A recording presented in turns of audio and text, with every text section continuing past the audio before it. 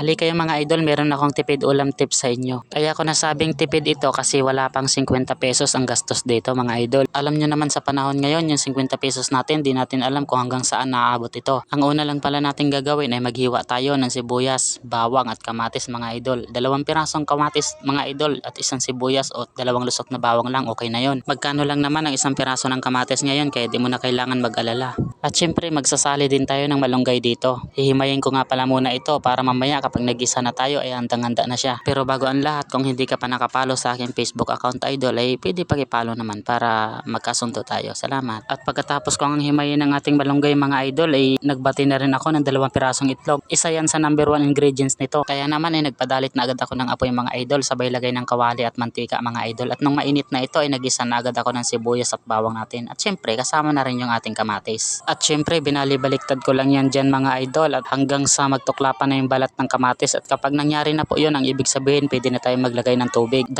malalaking basong tubig nga lang ang nilagay ko dyan mga idol kasi 2 piraso lang naman yung itlog na gagamitin natin. Habang nilalagay mo nga pala ang itlog mga idol ay dapat tuloy-tuloy din ang paghalo mo para hindi siya mamuo. At dito nga mga idol ay hintayin na lamang natin siya na kumulo. At syempre bago makalimutan mga idol, ilalagay na rin natin yung ating malunggay. Konti lang naman yung malunggay mga idol. At dito nga mga idol ay luto na ang ating ulam. Sana magluto din kayo. Salamat.